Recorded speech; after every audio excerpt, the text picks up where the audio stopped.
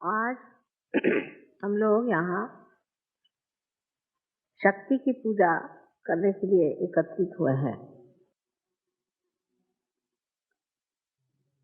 अभी तक अनेक संत साधुओं ने, ऋषि मुनियों ने शक्ति के बारे में बहुत कुछ लिखा और बताया है। और जो शक्ति का वर्णन उन्होंने अपने गद्य में नहीं कर पाए, उसे उन्होंने पद्य में किया और उस पर भी इसके बहुत से अर्थ भी जाने। लेकिन एक बात शायद हम लोग नहीं जानते कि हर मनुष्य के अंदर ये सारी शक्तियां सुप्तावस्था में हैं और ये सारी शक्तियां मनुष्य अपने अंदर जागरूक कर सकता है। ये सुप्तावस्था की जो शक्तियां हैं उनका कोई अंत ही नहीं, न ही उनका कोई अनुमान कोई दे सकता, क्योंकि ऐसे ही 35 कोटि तो देवता आपके अंदर विराज। उसके अलावा न जाने कितनी शक्तियां को चला रहे हैं। लेकिन इतना हम लोग समझ सकते हैं कि जो हमने आज आत्म साक्षात्कार को प्राप्त किया है, तो उसमें जरूर कोई न कोई शक्तियों का कार्य हुआ। उस कार्य के बगैर आप आत्म साक्षात्कार को नहीं प्राप्त कर सकते। ये आत्म साक्षात्कार को प्राप्त करते वक्त हम लोग सोचते हैं ये सहज में हो गया, पर सहज में दो अर्थ।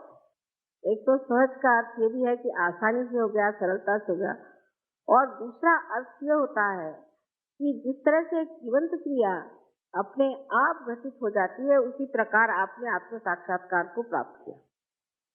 लेकिन ये जीवंत क्रिया जो है, इसके बारे में अगर आप सोचने लग जाएं तो आपकी बुद्धि कुंठित हो जाएगी। समझ लीजिए ये आपने एक पेड़ देखा है, इस पेड़ की ओर आप नजर करिए तो आप ये सोचेंगे कि भाई ये फलाना पेड़ है, लेकिन इस पेड़ को इसी रूप में ऐसा ही इतना ही ऊंचाई पर लाने वाली कौन सी शक्ति है? किस शक्ति ने इसको यहाँ पर इस तरह से बनाया है कि जो वो अपने सीमा में रह करके और अपने स्वरूप रूप उसी के साथ चलता रहे। फिर सबसे जो कमाल की चीज है वो मानव मनुष्य जो बनाया गया है, वो भी एक विशेष रूप से, एक विशेष विचार से बनाया गया है। और वो मनुष्य का जो भविष्य है वो उसे प्राप्त हो सकता है, उसको मिल सकता है, पर उसकी पहली सीढ़ी है आत्म साक्षात्कार। जैसे कि कोई दीप जलाना हो तो सबसे पहले है कि उसके अंदर ज्योति आनी पड़ेगी। उसी प्रकार एक बार आपके अंदर ज्योति जागृत हो गई तो आप उसको फिर से प्रज्वलित कर सकते हैं या उसको आप बढ़ा सकते हैं। पर प्रथम कार्य है कि ज्योति प्रज्वलित हो, और उसके लिए आत्म साक्षात्कार नितांत आवश्यक है। किंतु आत्म साक्षात्कार पाते ही सारी ही शक्तियां जागृत नहीं हो सकती। इसीलिए ये साधु संतों ने और ऋषि मुनियों ने व्यवस्था की है कि आप देवी की उपासना करें। लेकिन जो आदमी आत्म साक्षात्कार को प्राप्त नहीं है, उसको अधिकार नहीं है कि वो देवी की पूजा करे। बहुत से लोगों ने मुझे बताया कि वो सप्तशती का कभी अगर पाठ करें और उनका यह हवन करते हैं तो उन पर बड़ी आफतें आ जाती हैं और उनको बड़ी तकलीफ हो जाती है और वो बहुत सफर करते हैं। तो उनसे ये पूछना चाहिए कि आपने किससे करवाया? तो कहेंगे कि हमने 7 ब्राह्मणों को बुलाया था किया, पर वो ब्राह्मण नहीं। जिन्होंने ब्रह्म को जाना नहीं वो ब्राह्मण नहीं। और ऐसे ब्राह्मणों से कराने से ही देवी रुष्ट हो गई और आपको तकलीफ हुई। तो आपके अंदर एक बड़ा अधिकार है कि आप देवी की पूजा कर सकते हैं और साक्षात देवी पूजा कर सकते हैं। यह अधिकार सबको नहीं है। अगर कोई कोशिश करे तो उसका उल्टा परिणाम हो सकता है, उसका विपरीत परिणाम हो सकता है। सबसे बड़ी चीज है कि शक्ति जो है वो जितनी ही आपको आरामदेही है, जितनी वो आपके सर्जन का व्यवस्था करती है, जितनी वो आपके प्रति उदार और प्रेममयी है, उतनी ही वो क्रूर और क्रोधमयी है। कोई बीच का मामला नहीं है, या तो अति उदार है और या तो अति क्रोधित है, बीच में कोई मामला चलता नहीं। वजह यह है कि जो लोग वहां दुष्ट हैं, राक्षस हैं और जो संसार को नष्ट करने पे आमादा है, जो लोगों को भूल भुलैया में लगाए हुए हैं और कलयुग में अपने को अलग अलग बता करके कोई साधु बना है तो कोई पंडित बना हुआ है, कोई मंदिरों में बैठा है तो कोई मस्जिदों में बैठा है, कोई मुल्ला बना हुआ है, कोई पोप बना हुआ है, तो कहीं कोई पॉलिटिशियन बना हुआ है। ऐसे अनेक अनेक कपड़े परिधान करके जो अपने को छिपा रहा है, जो कि राक्षसी वृत्ति का मनुष्य है, उसका नाश होना आवश्यक है। लेकिन ये जो नाश की शक्तियां हैं, इसके तरफ आपको नहीं जाना चाहिए। आप सिर्फ इच्छा मात्र करें और ये शक्तियां अपने ही आप कार्य कर लें। तो सारे संसार में जो ये चैतन्य बह रहा है, ये उसी महामाया की शक्ति है और इस महामाया की शक्ति से ही सारे कार्य होते हैं। और ये शक्ति सब चीज सोचती है, जानती है, सबको पूरी तरह से व्यवस्थित रूप से लाती है, जिसे कहते हैं ऑर्गेनाइज कर लेती है। और सबसे बड़ी चीज है कि ये आप पर प्रेम करती है और इसका प्रेम निर्वाज्य है। इस प्रेम में कोई भी मांग नहीं, सिर्फ देने की इच्छा है, आपको पनपाने की इच्छा है, आपको बढ़ाने की इच्छा है, आपकी भलाई की इच्छा है। लेकिन इसी के साथ साथ जो चीजें कांटे बन करके आपके मार्ग में रुकावट डालेंगे, आपके धर्म में खलल डालेंगे या किसी भी तरह से आपको तंग करेंगे, ऐसे लोगों का नाश करना अत्यावश्यक है। लेकिन उसके लिए आप अपनी शक्ति न लगाएं। आपको सिर्फ चाहिए कि आप उस शक्ति के लिए सिर्फ पाचारण करें, आवाहन करें देवी का, और उनसे कहिए कि ये जो अमानुष लोग हैं, इनका आप नाश करें। ये तो पहली चीज हो गई। तो आपको छुट्टी मिल गई कि आप कोई भी आप पे अगर अत्याचार करे, कोई भी आपसे बुराई से बोले, कोई आपको सताए, तो आप पे एक और विशेष रूप से एक स्थिति है जिसमें आप निर्विचार हो जाए। तो सारी चीज को एक आप साक्षी रूप से देखना शुरू करें, एक नाटक करें। जैसे अजीब पागल आदमी मेरे पीछे पड़ा हुआ, इसको क्या करने का है? उसका पागलपन देखिए, उसका मनस्ताप देखिए, उसकी तकलीफें देखिए और आप उस पर हंसिए। अजीब बेवकूफ है। उसके लिए आपको कोई तकलीफ उठाने की जरूरत नहीं। उसके लिए सिर्फ आपको आपका जो किला है वो निर्विचारिता, उसमें जाना चाहिए।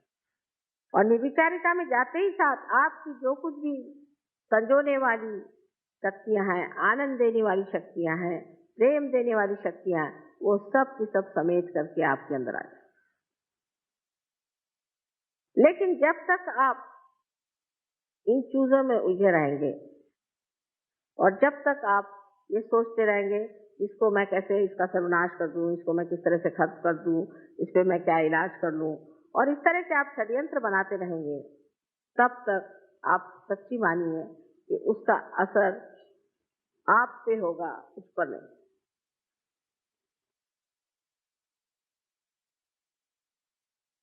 रामदास स्वामी ने कहा है कि अल्पधारिष्ट पाए, माने आपका थोड़ा सा जो धीरज है उसको परमात्मा देखता है। लेकिन आपके अंदर इतनी ज्यादा शक्तियां हैं, इतनी ज्यादा शक्तियां हैं कि उनको पहले आपको पूरी तरह से प्रफुल्लित करना चाहिए, उसको जगाना चाहिए, उनको जानना चाहिए, अपने प्रति एक तरह का बड़ा आदर रखना चाहिए। अब ये शक्तियां नष्ट होती हैं, स्वयोगियों में भी जागती है फिर नष्ट हो जाती है, जागती है फिर नष्ट हो जाती है। उसकी क्या वजह? एक बार जगी हुई शक्ति क्यों नष्ट हुई? जैसे कि एक मनुष्य में आज शक्ति है कि वो बड़ा भारी कला में निपुण हो गया। स्वयोग में आने से बहुत से लोग कला में निपुण हो गए, कला के बारे में जान गए, उनमें एक तरह की बड़ी चेतना आ गई, उनका सृजन बहुत बढ़ गया। लोग देख के कहते हैं कि वाह, एक कलाकार ऐसा है कि समझ ही नहीं आता। पर फिर वो उसी कला में उलझ जाता है, फिर उसकी शोहरत हो गई, नाम हो गया, उसी में उलझते जाता है। जब वो उलझ जाता है इस चीज में, तब फिर उसकी शक्तियां नष्ट हो जाती हैं, क्योंकि उसकी शक्तियां भी उसमें उलझ जाती। जैसे कि मैंने पहले भी बताया था कि किसी पेड़ के अंदर बहता हुआ उसका जो प्राण रस है, वो हर चीज में, हर पत्ते में, हर डाली पर, हर फूल में, हर शय में घूम घाम करके वापस लौटता है। उसी प्रकार जो भी आपके अंदर शक्तियां आज प्रवाहित हैं और जिन शक्तियों के कारण आप आज कार्यान्वित हैं, ये सारी ही चीजें आपको जानना चाहिए कि इस शक्ति का ही प्रादुर्भाव है और उसमें आपको उलझने की कोई जरूरत नहीं। आप उसमें एक निमित्त मात्र बीच में हैं, और जब आप ये समझ जाएंगे कि हम निमित्त मात्र हैं, तो ये आपकी शक्तियां कभी भी दुर्बल नहीं होंगी और कभी भी नष्ट नहीं होंगी। इसी प्रकार अनेक बार मैंने देखा है कि सहयोगियों का चित्त जो है वो ऐसी चीजों में उलझते जाता है। कोई चीज से भी वो बड़प्पन में आ जाए, कोई भी चीज से उन्होंने बहुत प्रगति पा ली। आप जानते हैं कि बहुत से स्टूडेंट्स जो कि क्लास में कुछ नहीं कर पाते थे, फर्स्ट क्लास में आने लग गए, सब कुछ बहुत अच्छा हो गया, तो फिर वो कभी सोचने लग जाए कि वाह, हम तो कितने बड़े हो गए। जैसे ही ये सोचना शुरू हो गया, वैसे ही ये शक्तियां आपकी खत्म हो और गिरती जाए। अब सोचना ये है कि हमें क्या करना। अगर समझ लीजिए किसी आदमी का एकदम बिजनेस बढ़ गया, या उसको खूब रुपया मिलने लग गया, या उसके पास कोई विशेष चीज आ गई, तो उसे क्या करना चाहिए? उसे पूरी समय सतर्क रहना चाहिए और यही कहना चाहिए कि माँ, ये आप ही कर रहे हैं, हम कुछ नहीं कर रहे, ये आप ही की शक्ति कार्यान्वित है, हम कुछ नहीं कर रहे। बहुत जरूरी कि आप सतर्क रहें, क्योंकि उसके बाद जब आपकी शक्तियां खत्म हो जाएंगी तो आप खुद ही कहेंगे कि माँ, सब चीज डूब गई, सब खत्म हो गया। ये कैसे? जो शक्ति कार्य कर रही है उसको कार्यान्वित होने। जैसा एक पेड़ है, समझ लीजिए, उस पेड़ के पत्ते कैसे गिरते हैं, आपने सोचा है?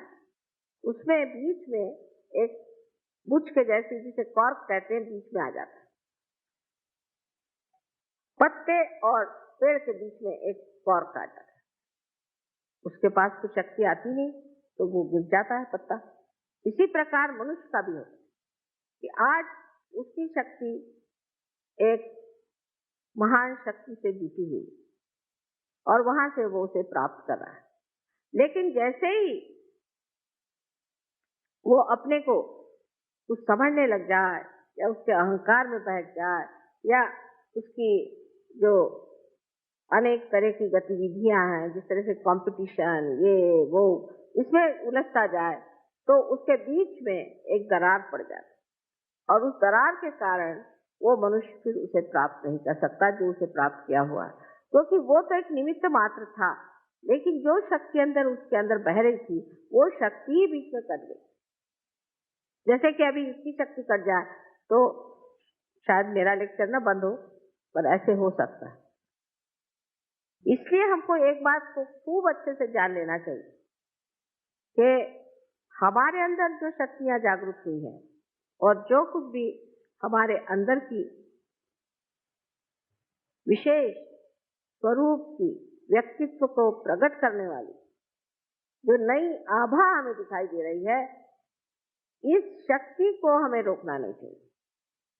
इसके ऊपर हमें यह नहीं सोचना चाहिए कि हम कुछ बहुत बड़े हो गए या हमने कुछ बहुत बड़ा पा लिया। दूसरी तरफ से ऐसा भी होता है कि जब ये शक्ति आपके अंदर जागृत हो जाती है, उस वक्त आप में एक तरह का उदासीपन भी आ सकता है, इस तरह का कि अभी दूसरे साहब तो इतने पहुंच गए, हम तो वहां पहुंचे नहीं, उन्होंने ये कर लिया, हमने ये किया नहीं, और हर तरह से आदमी उलझते जाता है। और उसमें कुछ लोग ऐसे भी होते हैं जो छोटी छोटी बातों पर ही अपने को दुखी मानते हैं, बहुत छोटी बातों पर। जैसे अब सबको बैज मिला, मुझको बैज नहीं मिला। जब हम गणपतिपुरे में, हमें बड़े अजीब अजीब अनुभव आए कि लोग आए कहने लगे कि माता जी हमको एक चीज का डब्बा दे दो। मैंने कहा भाई ये भी कोई तरीका हुआ। दूसरे ने कहा कि आपने मुझे इतना दिया लेकिन उसको नहीं दिया। ये कोई बात हुई? उस मौज में और आनंद में ये सब सोचने की बात ही नहीं है। छोटी छोटी बात में वो दुखी हो जाते हैं। फिर ऐसी जिसको बहुत बड़ी बात समझते हैं कि किसी का, समझ लीजिए पति ने विछोह कर दिया, या किसी पति का रास्ता ठीक नहीं रहा तो पत्नी रोते बैठेगी, या किसी की पत्नी ठीक नहीं रहे तो पति रोते बैठेगा। अब भाई आपकी कितने बार शादियां हो चुकी पहले जन्म में, और अब इस जन्म में एक शादी हुई है, चलो इसको किस तरह से खत्म करो। उसी के पीछे में आप लोग रात दिन परेशान रहो कि मुझ पे ये दुख आ गया, मेरे बच्चे का ऐसा हो गया, मेरे बच्ची का ऐसा हो गया, उसका ऐसा हो गया, उसका ऐसा हो गया। इसका कोई अंत है? इसको कोई पार कर सकता है? क्योंकि इतनी छोटी सी चीज है कि वो तो पकड़ी भी नहीं आती। इतनी शुद्र बात है कि वो मेरे पकड़ी भी नहीं आती कि उसको, क्या आप कोई भी आएगा तो ऐसी छोटी छोटी बातें मुझे बताते, मुझे बड़ी हंसी आती और मैं चुपचाप सुनती रहती। लेकिन मैं कहती हूँ कि आप सहयोगी, सागर के जैसा तो आपका हृदय मैंने बना दिया, और हिमालय के जैसा आपका मैंने मस्तिष्क बना दिया, और आप ये क्या चुटुर पुटुर बातें कर रहे हो कि जिसका कोई मतलब ही नहीं रहता। इसकी बात, उसकी बात, दुनिया भर की फालतू की बातें करना, और जो सहज की बात है वो बहुत कम होती है, उसमें मौन लगता है। तो सहज में तो कुछ हमने ध्यान ही नहीं दिया, तो सहज में तो मौन हो जाता है। अभी मैंने सुना कि पूना में लोग जरा कम आने लग गए हैं ध्यान में, क्योंकि महाभारत शुरू हो गया है। मैंने तो अभी तक देखा ही नहीं है महाभारत, जो एक देखा है वही काफी। अब देखने की क्या जरूरत है? अब अपने को दूसरा महाभारत करने का है, अब वो महाभारत देखते बैठे हो। अबे ऐसा ही आपको महाभारत देखने का शौक है तो उसकी वो फिल्म मंगा लेना, देख लेना, लेकिन पूजा छोड़ करके और आपका सेंटर छोड़ करके आप महाभारत देखते हैं तो आपकी वो शक्ति कहाँ दिखेगी? वो महाभारत में चली गई। वो महाभारत होके हजारों वर्ष हो गए, उसी के साथ वो भी खत्म हो गए। तो ये जो मनोरंजन पर भी लोगों का एक बड़ा ध्यान रहता है, किस चीज से हमारा मनोरंजन हो, ऐसा ही हर एक चीज में मनुष्य उलझते जाता है। तो कोई भी चीज अति में जाना ही सहज के विरोध में पड़ती है। जैसे अब म्यूजिक का शौक है, तो अब म्यूजिक तो म्यूजिक ही म्यूजिक, फिर ध्यान भी नहीं करने का, म्यूजिक में पड़े, वो मनोरंजन है। फिर कविता में पड़ गए तो कविता में उलझ गए। कोई भी चीज में अतिशयता में जाना ही सहज से विरोध में जाना है। इस बात को आप गांठ बांध के रखें। और दूसरी चीज कि जो हमारी शक्तियां, उनको सम्यक होना चाहिए, तभी हमें सम्यक ज्ञान मिलेगा, माने इंटीग्रेटेड नॉलेज। अगर एक ही चीज के पीछे में आप पड़े रहे और एक ही चीज को आप देखते रहे तो आपको इंटीग्रेटेड नॉलेज नहीं हो सकता है, आपको सम्यक ज्ञान नहीं हो सकता है, आपको एक चीज का ज्ञान होगा। अब जैसे मैंने देखा है कि बहुत सी लेडीज होती हैं, बड़ी पढ़ी लिखी होती हैं, बहुत बड़े से, पर कभी अखबार नहीं पढ़ती, उनको दुनिया में पता ही नहीं कि क्या हो रहा है। उनसे किसी के बारे में पूछिए तो कहले भाई वो कौन थे हमें पता नहीं।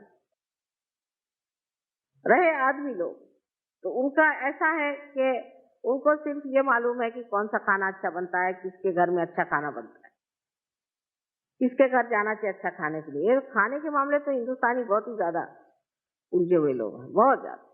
और औरतें भी ऐसी हैं कि बेवकूफ बनाने के लिए अच्छे अच्छे खाने खिला करके उनको ठिकाने लगाती हैं। इसमें दोनों की शक्तियां उलझ जाती, दोनों। रात दिन ये खाने के बारे में, मुझे आज ये खाने को चाहिए, मुझे आज ये खाने को चाहिए, मैं ये टाइम से खाऊंगा, मैं वो टाइम से खाऊंगा, ये करूंगा। उधर औरतें आदमियों को खुश करने के लिए वही धंधे करती रहती। उसमें औरतों की शक्ति भी नष्ट होती है और आदमियों की भी शक्ति नष्ट होती है। इसलिए मैंने ये तरीका निकाला है कि सहज योगियों को सबको खुद खाना बनाना आना। अगर किसी ने कहा कि मुझे ये खाने के लिए तो आप ही बनाइए, हालांकि उसके बाद सबको भूखा ही रहना पड़ेगा, पर कोई हर्ज नहीं। आपको कहना कि अच्छा आपको ये चीज खानी है तो आप ही इसको बना दीजिए तो बड़ा अच्छा रहेगा। फिर आप जब आप बनाना शुरू करेंगे तब आप समझेंगे कि ये चीज क्या है। क्योंकि किसी भी चीज को टीका टिप्पणी करनी तो बहुत आसान चीज है। किसी चीज को अच्छा कहना बुरा कहना बहुत ही आसान चीज, लेकिन वो खुद जब आप करने लगते हैं तो पता चलता है कि ये टीका टिप्पणी हम जो कर रहे हैं ये बिल्कुल बेवकूफी है, क्योंकि हमें कोई अधिकार नहीं। तो इस कदर की छोटी छोटी चीजों में भी लोग मुझे आके बताते हैं, मुझे बड़ा आश्चर्य होता है। आप अब साधु हो, आपके अंदर सबसे बड़ी जो शक्ति आई है वो ये, आप कोशिश करके, और मैं जो बात कहती हूँ उसकी आपको प्रतिक्रिया आएगी, कोशिश करके देखिए। आप जमीन पर सो सकते हैं, आप रास्ते पर सो सकते हैं, आप 10-10 दिन भी भूखे रह जाएं आपको भूख नहीं लगे, आप कैसा भी खाना है उसे खा लेंगे, आप कुछ नहीं करेंगे। इसमें आप हमारे प्रदेश के सहयोगियों को देखिए किस हालत में रहते हैं, किस परेशानी में रहते हैं। हमें कुछ वहां पर हिंदुस्तानी सहयोगियों ने बताया कि ब्रह्मपुरी में इंतजाम इस वक्त ठीक नहीं रहा, लोगों का दिमाग ही खराब हो गया था क्योंकि आप नहीं गए तो बहुत तकलीफ हुई उनको खाने पीने की और कुछ अच्छा नहीं लगा, ऐसा बताया। तो मैंने उन लोगों से जाके पूछा कि भाई सबसे ज्यादा तुमको कहाँ मजा आया? तो उन्होंने कहा ब्रह्मपुरी में सबसे ज्यादा मजा। तो मेरी कुछ समझ में नहीं आया कि इतनी शिकायतें हुई, क्योंकि ब्रह्मपुरी में क्या बात, कहने वहां कृष्णा बहती है, उसके किनारे में बैठो तो लगता है कि माँ जैसी आपकी धारा बह रही। वो सब यही बातें करते रहे, यहाँ ये लोग खाने ही पीने की सोचते रहे। इसीलिए जब कभी कभी लोग कहते हैं कि हम लोगों का समर्पण कम है, उसकी वजह यह है कि हम लोग काफी उलझे हुए लोग, हमारे अंदर बहुत पुरानी परंपराएं हैं। यहाँ अनेक साधु संत हो गए, बड़े बड़े लोग हो गए, बड़े बड़े आदर्श हो गए, और उन आदर्शों के वजह से हमें मालूम है कि अच्छाई क्या है, बड़ी क्या है। लेकिन उसके साथ ही साथ हमारे अंदर एक तरह की ढोंगी वृत्ति आ गई कि हम ढोंग भी कर सकते। कोई भी आदमी अपने को राम कह सकता है, कोई भी आदमी अपने को भगवान कह सकता है, कोई भी आदमी अपने को सीता जी कह सकता है। ये ढोंगीपना की हमारे यहाँ बड़ी भारी शक्ति है। एक साहब ने मुझे कहा कि देखिए वो तो भगवान है। मैंने कहा कैसे? वो कहते हैं भगवान है, ये फॉरेन, वो भगवान कहते हैं। मैंने उसको कहने में क्या लगता है, ऐसे कैसे कहेगा कोई कि मैं भगवान? मैंने कहा कह रहे हैं वो भगवान है, लेकिन उसके कुछ तरीके होते हैं। जो आदमी फूल को नहीं सूंघ सकता वो भगवान कैसे हो सकता? हाँ ये तो बात है। तो मैंने कहा कि कैसे, पर वो क्यों कह रहे थे, वो ऐसा क्यों कह रहे? मैंने कहा क्योंकि वो आप नहीं, वो यही नहीं समझ सकते कि लोग इतना सफेद झूठ इतने जोर से कह सकते। या किसी के लिए कहते हैं पर वो उसको रुपया ही चाहिए ना, ठीक है वो रुपया लेता है, लेकिन हमको तो वो आध्यात्मिक देगा, तो क्या हर्ज है, हमें तो आध्यात्म लेना है, लेने दो रुपया, रुपये में क्या रखा है, रुपया दे दो उसको, रुपये में क्या रखा हुआ है? अध्यात्म को पाने की बात है, अध्यात्म वो हमें दे रहा है तो हम उसे रुपया दे रहे हैं, रुपये में तो कोई खास चीज होती नहीं। ये जो उनकी तैयारी आज हो गई है, वो हमारे अंदर तैयारी अभी तक हो नहीं पाई। इसके लिए क्योंकि हमारे सामने आदर्श बहुत अच्छे हैं, महाभारत है, राम है, ये है, वो है, और हम उसी कीचड़ में बैठे हुए। अगर कोई कीड़ा कहे कि मैं कमल हो गया तो हो नहीं सकता, और उसको कमल बना भी दिया तो भी ढंग वही चलेगा। इसलिए ये समझ लेना चाहिए कि हमारे अंदर जो इतनी ऊंची ऊंची बातें हो गई हैं, और जिससे हम चारों तरफ से पूरी तरह से हम ढके हुए, और जिसके कारण हम लोग बहुत ऊंचे भी हैं, लेकिन जब तक हम अपने को ये न समझे कि हमें वही होना है जो हम देख रहे हैं, इस मामले में हमारे अंदर आंतरिक इच्छा हो, ऊपरी नहीं, अंदर से लगना चाहिए। क्या हमने उसे प्राप्त किया? क्या हमने अपने ध्येय को प्राप्त किया?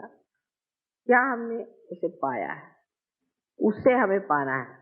इस मामले में ईमानदारी अपने साथ करें, और जब तक ईमानदारी नहीं होगी तब तक शक्ति आपके साथ ईमानदारी नहीं कर सकती। ये आपका और अपना निजी संबंध है। अनेक तरह से आप अपने को पड़तालिए और देखिए कि हमारे अंदर ये शक्तियां क्यों नहीं जागृत हो सकती, क्यों नहीं हम इसे पा सकते। कारण हम खुद ही अपने को एक तरह से काटे चले जाते हैं। तो किसी भी तरह की ढोंगी वृत्ति का सहयोग में स्थान नहीं। हृदय से आपको महसूस हो रहा है, हर एक चीज तो हृदय से पाना, अपने अंतर आत्मा से उसे जानना है। उसके लिए कोई भी ऊपरी चीज, कोई है तो मुस्कुराते बैठे रहेंगे, कोई जरूरत है मुस्कुराने की, कोई है कि बड़े गंभीर होकर बैठे रहेंगे। ये सब नाटक करने की कोई जरूरत नहीं। जो आपके अंदर भाव है वो बाहर आ रहा है, उसमें कौन सा नाटक करने, उसमें कौन सी आफत करने की है। जो हमारे अंदर भाव है वही हम प्रकटित कर रहे हैं, क्योंकि हमारे अंदर जो भाव है वो इस शक्ति से बहता हुआ बाहर चला रहा है और उसी को हम प्रकटित कर रहे हैं। और जो लोग इस तरह से एक बार समझ लें कि हमें पूरी तरह से ईमानदारी से सहयोग करना, वो धीरे धीरे इसमें खिसकते जाएं।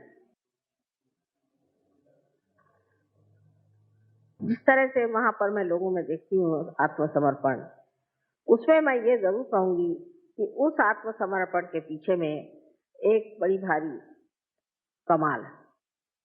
और वो कमाल ये है कि वो सोचते हैं कि सिर्फ हमारा कल्याण आत्मिक ही होना चाहिए, हमारा आत्मिक कल्याण होना चाहिए, और कोई भी बात वो नहीं सोचते।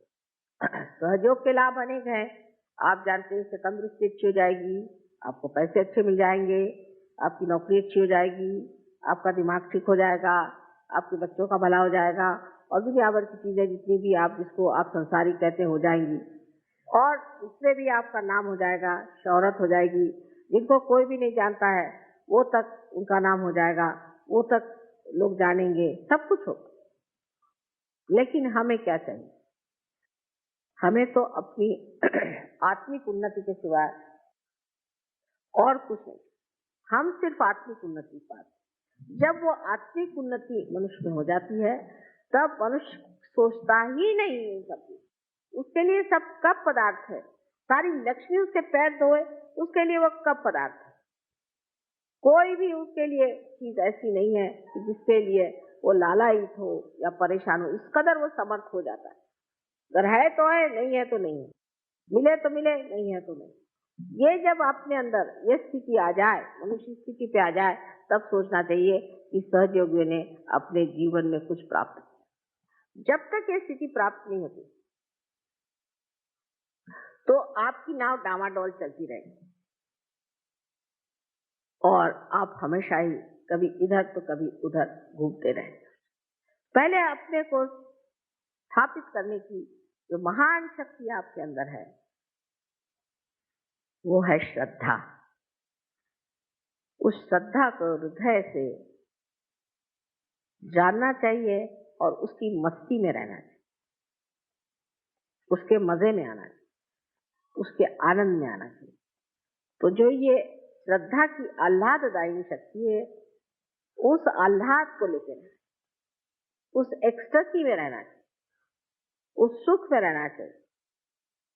और जब तक मनुष्य उस आह्लाद में पूरी तरह से घुल नहीं जाएगा, उसके सारे जो कुछ भी प्रश्न हैं, प्रॉब्लम्स हैं, बने ही रहेंगे, बने ही रहेंगे। क्योंकि प्रॉब्लम्स वगैरह सब माया है, ये सब चक्कर है। जब किसी से पूछे भाई तुम्हें क्या प्रॉब्लम है, तो मुझे 100 रुपए मिलना चाहिए, तो मुझे 50 रुपए मिले। जब 100 रुपए मिले तो क्या प्रॉब्लम है, मुझे 200 रुपए मिलने चाहिए, तो मुझे 100 ही रुपए मिले। वो तो खत्म ही नहीं हो रहा। फिर दूसरा क्या प्रॉब्लम है कि मेरी बीवी ऐसी है, फिर तुम दूसरी बीवी कर लो, वो भी ऐसी है, तीसरी आई वो भी ऐसी। तो आपके प्रॉब्लम्स नहीं खत्म हो रहे, क्योंकि आप स्वयं इनको नहीं खत्म कर रहे हैं। ये सबको खत्म करने का तरीका यही है कि अपने श्रद्धा से आप अपने आत्मा में जो आनंद है उसका रस लें और उसी रस में रममान रहे। आखिर सारी चीज है ही हमारे आनंद के लिए, लेकिन जब तक हम उस रस को लेने की शक्ति ही को नहीं प्राप्त करते हैं तो क्या फायदा होगा। ये तो ऐसा ही हुआ कि एक मक्खी जा करके बैठ गई फूल पर और कहेगी कि साहब मुझे तो कुछ मधु नहीं मिला। उसके लिए तो मधुकर होना चाहिए। जब तक आप मधुकर नहीं होंगे तो आपको मधु कैसे मिले। अगर आप मक्खी बने रहे तो आप तो इधर उधर ही भिनकते रहेंगे, लेकिन जब आप स्वयं मधुकर बन जाएंगे तो आप कायदे की जगह जा करके जो आपको रस लेना ले करके मजे में पेट भर के और आराम से आनंद से रहें। यही सबसे बड़ी चीज सहयोग में सीखने की, कि हमारा चित्त पूरी तरह से एक चीज में डूबा रहना चाहिए और वो है आत्मिक हमारी उन्नति होनी चाहिए। पर उसका मतलब ये नहीं कि पूरी समय अपने को बंधन देते रहो या पूरी समय आंखें बंद करके और जैसे मराठी में कहते हैं शेंडी बांधू, उसकी कोई जरूरत नहीं। सर्वसाधारण तरीके रोजमर्रा के जीवन को कुछ भी न बदलते हुए जैसे आप हैं वैसे ही उसी दशा में आपको चाहिए कि आप अपने अंदर जो हृदय में आत्मा है उसके रस को प्राप्त करें। जब उसका रस झरना शुरू हो जाता है तो आप ही में कबीर बैठे हैं और आप ही में नानक बैठे हैं और आप ही में सारे बड़े बड़े जितने संत साधु हो गए, तुकाराम, नामदेव, एकनाथ, सब आप ही लोगों में बैठे। और उनको इतना विचारों को कोई बताने वाला भी नहीं था, उनको संभालने वाला कोई नहीं था, उनके संरक्षण के लिए कोई नहीं था। ये सब आपको प्राप्त है। आप तो अच्छी छत्र छाया में बैठे हुए, तो भी अब आप उस छत्र छाया में बैठ करके एक अपनी भी छत्र खोल लेते हैं और उसके बारे में फिर चर्चा करते हैं, तो इससे तो आपकी शक्तियां कम हो ही जाएंगी।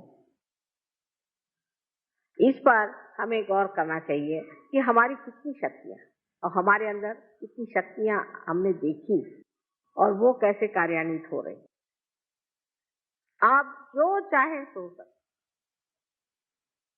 जो जे वांछिल ते तो लाए। जो आप इच्छा करेंगे वो आपको मिलेगा, लेकिन आपकी इच्छा ही बदल जाएगी, आपके तौर तरीके ही बदल जाएंगे। जैसे आज अब कोई महाभारत नहीं देखने को रुकेगा, क्या सोचेगा, अरे बाप रे आज माँ का इतना अच्छा समय बंधा हुआ है, माँ स्वयं आ रही है, पूजा का मौका है, सारी दुनिया से लोग दौड़े आए। अब बाहर अमेरिका से अभी मैं जा रही हूँ तो कहा एक दिवाली पूजा जरूर करना, उसके लिए मेरे ख्याल से सारे ब्रह्मांड से लोग वहां पहुंच जाए। लेकिन यहाँ कलकत्ते से भी लोगों को आने मुश्किल हो जाती है, कलकत्ते से भी। और साक्षात हम बैठे हुए हैं, ऐसे ऐसे लोग हैं कि जो बिल्कुल आसानी से आ सकते, अपने काम के लिए 10 मरतबा दौड़ेंगे, लेकिन इसको नहीं समझते कि कितनी महत्वपूर्ण चीज है, इसका महत्व नहीं समझ पाते क्योंकि श्रद्धा कम। वो कहते जब हम रिटायर हो जाएंगे तब आएंगे, सुविधा के साथ। रविवार के दिन करिए, पर एक दिन उससे पहले छुट्टी होनी चाहिए, नहीं तो बाद में छुट्टी होनी चाहिए। अब ऐसे रोने सूरत लोगों के लिए क्या सहयोग है? ये घोड़े कहाँ तक जाएंगे, ये तो खच्चर भी नहीं। जो लोग इस तरह की बातें सोचते हैं वो सहयोग में कहाँ तक पहुंचेंगे, ये मेरी समझ में नहीं आती। कि सब सुविधा होनी चाहिए, सैटरडे संडे होना चाहिए, और उसमें से भी हम जैसे ही प्रोग्राम खत्म होगा भाग जाएंगे क्योंकि हमको कल दफ्तर में जाना है। तुम जाओगे कल भी, सब ठीक हो जाएगा, लेकिन अगर आप ऐसे जल्दबाजी करोगे तो खंडाला के घाट में आपको रोक लेंगे हम। लेकिन ये सब चूर, ये सब शैतानियां हम कितनी भी करें, लेकिन आपकी अकल में जब तक ये चीज घुसेगी नहीं, क्या फायदा। तो चाह रहे हैं कि किसी तरह से आपको रास्ते पर लाए। अब रास्ते पे लाने पर अगर बार बार आप लोग फिसल पड़े तो कितनी हमें मेहनत करनी पड़ेगी, और आप में जो शक्तियां जागरूक हो सकती हैं, जो अपने आप पनप सकती हैं, बढ़ सकती हैं, वो सारी शक्तियां कहां से कहां नष्ट हो जाए। तो अपने को पहले आपको संवारना है, अपने शक्तियों के गौरव में उतरना है, और ये जानना है कि हमारे अंदर कितनी शक्ति है और हम कितनी शक्तियों को प्राप्त कर सकते हैं। हम कितने ऊंचे उठ सकते हैं, हम क्या क्या लाभ दूसरों को दे सकते हैं। इतना भंडारा हमारे अंदर पड़ा हुआ है, सारा कुछ खुल गया, चाबी मिल गई। अब खुल जाने पर सिर्फ उसमें से निकाल के लोगों को बांटना और उसका मजा उठाना। आज ये जो शक्ति की पूजा हो रही है, असल में मैं चाहती हूँ कि आप जानिए कि आपकी ही शक्ति की जागृति होनी चाहिए, जिससे आप एक बड़े ईमानदार और एक सच्चे तरीके से श्रद्धामय हो जाए। साधु संतों को कुछ कहना नहीं पड़ता था, वो मार खाएंगे, पीछे जाएंगे, उनको जहर देंगे, चाहे कुछ करिए, उनकी लगन नहीं छूटती। अब आप लोगों को तो कनेक्शन लगा दिया, लेकिन वो इतना ढीला कनेक्शन है कि बार बार लगाना पड़ता है। फिर से किसी बात से छूट जाता है, फिर से किसी बात से लगाना पड़ता है। तो अब सोचना ये है आपको कि हमारे अंदर की सारी ही शक्तियां हमें जागरूक करनी है, तो फिर कोई कमी नहीं रह जाएगी, कोई आपके सामने प्रश्न ही नहीं रह जाएंगे। इन शक्तियों का जागरूक करना बहुत आसान है। एक ही बात है, आपकी लगन होनी चाहिए। जिसको लगन हो जाएगी, जो पूरी तरह से लगन से सहयोग में उतरेगा और जिसका हमेशा जी सहयोग पे ही खींचा रहेगा, उधर ही ध्यान रहेगा, उसका सब तो क्षेम हो ही जाएगा। पर पहले योग घटित होना चाहिए, और आधा अधूरा योग किसी काम का नहीं। न इधर के रहे न उधर के रहे, ऐसी हालत हो जाएगी। एक छोटे से बी में हजारों वृक्ष निर्माण करने की शक्ति है, तो आप तो ऐसे हजारों वृक्षों के मालिक मनुष्य हैं, और उनमें से हजारों लोगों को आप भी शक्तिशाली बनाने की शक्ति आपके अंदर है। लेकिन अगर इस बीज का अंकुर निकलने के बाद अगर आप रास्ते पे फेंक दीजिए और इसकी परवाह न करें, और इसका अगर पेड़ नहीं हुआ, तो इसकी शक्ति कुंठित हो जाएगी। तो अपने लिए पूरी तरह से आप इसका अंदाज करें कि हम क्या हैं और हम क्या कर रहे हैं और कहाँ तक हम पहुंच सकते हैं। इससे आपस के झगड़े, छोटी छोटी क्षुद्र बातें, ऐसी चीजें जो कि रास्ते पर के लोग भी न करें, असभ्यता, ये तो अपने आप से ही ढह जाए, वो तो बचने ही नहीं वाले। लेकिन आपका जो स्वयं सुंदर स्वरूप है वो निखर आएगा, और लोग कहेंगे कि ये है एक शक्तिशाली मनुष्य खड़ा हुआ है, एक विशेष स्वरूप का आदमी खड़ा हुआ है, एक महान कोई व्यक्ति है जो कि ऐसा अनूठा उसका सारा व्यवहार है, वो किसी से डरता नहीं, निर्भय है, जहां कहना है कहता है, जहां नहीं कहना नहीं कहता है। भी आ जाए, बाबा भी आ जाए, फिर बाबा के नाना भी आ जाए, सो हो नहीं सकते। जो आप है उस लायक वो लोग नहीं, वो नालायक है। जो नालायक है उनको छोड़ देना चाहिए, उसे क्यों झगड़ा करना। नालायक लोगों से झगड़ा करने को जरूरत, नसीब आपके फूटे जो नालायक से शादी कर ली, ऐसा सोचना चाहिए। और नसीब आपके फूटे जो नालायक आपके माँ बाप है। जो नालायक है उनको काहे को जबरदस्ती सहयोग मिलाना और मेरे खोपड़ी पे लादना कि साहब माँ इसको ठीक करो, क्योंकि वो मेरी बीवी है, क्योंकि वो मेरा बाप है, क्योंकि मेरा बाबा, मेरा दादा, मेरा उनसे कोई रिश्ता नहीं बनता। अगर वो सहयोग में नहीं है तो उनको आप नालायकों को बाहर ही रखिए। जो लायक लोग हैं उनसे रोज दोस्ती करिए, उनके मजे में रहिए, आपको जरूरत क्या है। पर यही बात हम लोग नहीं समझ पाते कि ये दुनिया, ये रिश्ते ऐसे चलते रहते हैं, इसमें कुछ रखा नहीं। हाँ, अगर आपकी जिसके साथ में संगति है वो आपके साथ उठ सके, आपके साथ चल सके, आपके साथ बन सके तो ठीक है, और नहीं तो ऐसे नालायक लोगों को कोई जरूरत नहीं सहयोग में लाने। और मैं देखती हूँ कि बहुत ही नालायक लोग सहयोग में कभी कभी इससे आ जाते हैं, और मेरे बड़ा सरदर्द हो जाता है। आपकी लियाकत थी इसलिए आप आए और आप सहयोग को प्राप्त हुए, आपको आशीर्वाद मिला, आपने बहुत कुछ पा लिया और आगे आप पा सकते हैं। और जो भिखारी हैं उनको देने में क्या अर्थ है, और भिखारी भी है और उसके झोली में छेद भी है, उनको और देने से और क्या फायदा। मतलब करेला नीम चढ़ा। ऐसे लोगों से रिश्ता रखने की आपको कोई जरूरत नहीं है, उनसे कोई बात करने की जरूरत नहीं, मतलब रखने की जरूरत नहीं, उनको बकने दीजिए। अगर उनका दिमाग ठीक हुआ तो वो आएंगे, और सहयोग में उतरे। और नहीं हुए तो आप अपना दिमाग क्यों खराब करते, उससे कोई फायदा नहीं है। ऐसे लोगों के पत्थर के जैसे सर होते हैं, उससे कोई फायदा नहीं होता, वो देख ही नहीं सकते। तो आज से हम लोगों को सोचना है कि हम एक व्यक्ति हैं स्वयं, और जिसे हमने प्राप्त किया है अपने अपने पूर्व जन्म के कर्मों से, क्योंकि हमने बहुत पुण्य किए थे,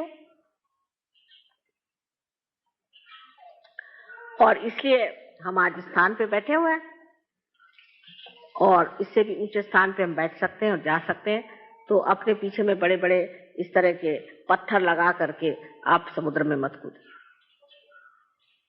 आपको अगर तैरना आता है तो मुक्त होकर के तैरिए, उसका आनंद उठाए और अपनी सारी शक्तियों से आप प्लावित होइए।